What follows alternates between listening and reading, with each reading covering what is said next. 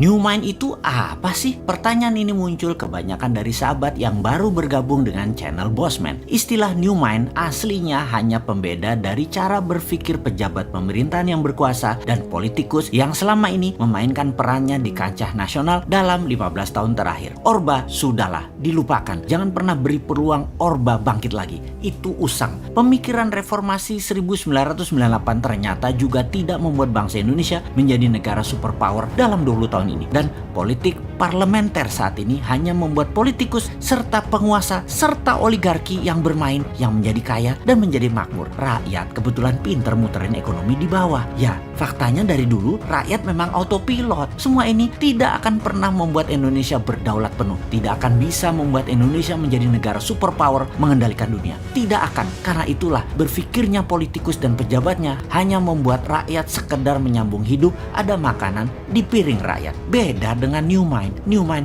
punya rencana besar, membuat Indonesia menjadi negara pemenang, bangsa yang disegani dan menjadi negara superpower. Menjadi negara superpower itu harus dilepas dari pemikiran pertama adalah hutang dari negara lain untuk kebutuhan rutin pemerintahan yang tidak produktif serta bergantung pada mata uang asing. Ini harus hilang. Jadi untuk sekian kalinya kita uraikan apa itu New Mind dalam Mardigu Nation. Mardigu Nation adalah cara bernegara New Mind. Kita jelaskan ada 3 wilayah cara ekonomi bernegara. Kita belah 4 cara melihatnya. Kiri adalah sosialis, kanan adalah kapitalis, atas dan bawah sekarang. Atas ada elitis, bawah akar rumput. Dibagi 4 ya. Dan dalam 3 wilayah ekonomi, kiri atas adalah sosialis elitis, kanan atas adalah kapitalis elitis. Lalu yang di bawah atau bottom of pyramid disebut akar rumput. Kaum New Mind menomorsatukan akar rumput, menomorsatukan bottom of pyramid,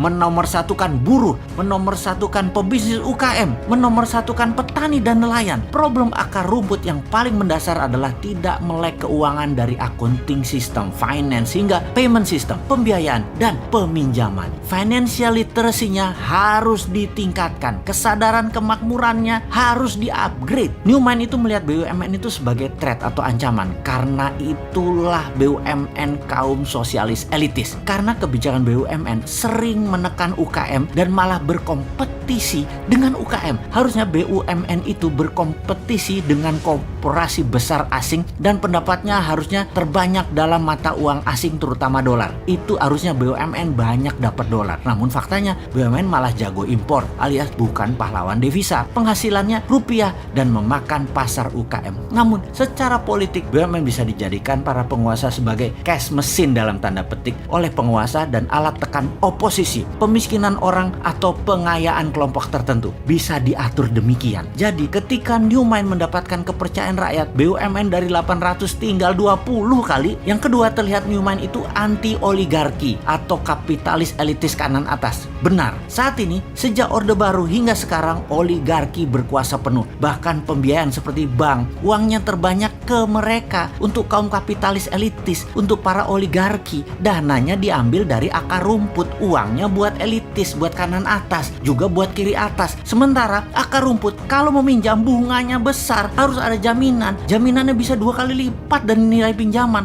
Lalu lama lagi keluarnya. Sistem old mind selama 7 presiden tidak membuat Indonesia menjadi negara superpower. Mana hasilnya? Bahkan minta 3 kali kesempatan berkuasa lagi. Mana hasilnya? Lalu yang herannya oposisi tidak juga jenius solusi ke depannya. Jadi baik incumbent, partai dan kelompok pendukung incumbent dan oposisi tidak akan menghasilkan Indonesia sebagai negara berdaulat. Kalau kayak gini melihatnya, semua mendem. Old mind tidak akan paham perang dagang, perang ekonomi, perang biologi yang sedang dimainkan globalis dan dimainkan oleh non-state aktor tersebut. Kemudian climate warfare yang akan dimainkan globalis selanjutnya, mana ngerti sampean. Juga sisi perang Tiongkok Amerika versi 2.0 yang baru lagi yang akan dimainkan, seperti harga komoditi dunia dimainkan. Old mind bakal gagap aja. New Mind harus ambil kesempatan di masa pemilihan raya ke depan, karena yakinlah, karena mereka semua tidak paham para old mind tersebut. Action old mind akan menambah hutang dari 6.000 triliun saat ini, di akhir jabatan 2024 garansi 10 10.000 triliun. Garansi, nggak usah dianalisa itu mah. Yang akan membelenggu Indonesia dalam jangka panjang. Untuk bayar hutang aja kita harus ngutang. Bisa-bisa jadi fail state kalau gayanya begini. Negara gagal kita. Anggap saja bunganya 5% setahun dalam dolar lagi. Maka 6.000 triliun bunganya itu 300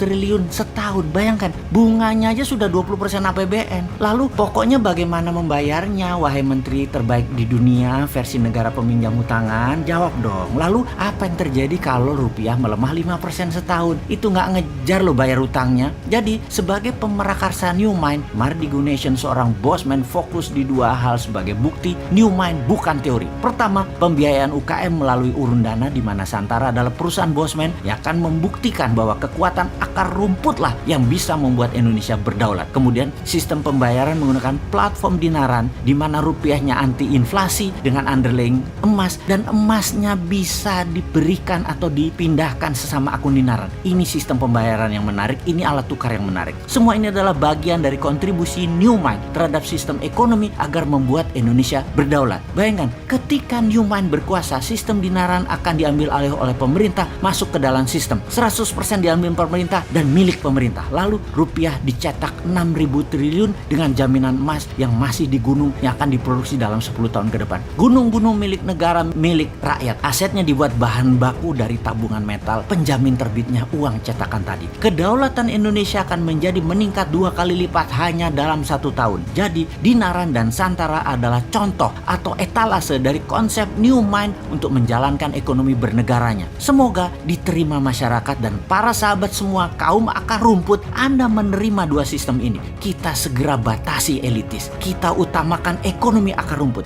Jangan dibalik, akar rumput dibatasi, elitis dibebaskan. Gimana sih kalian ini bernegaranya? Tempe bener sih.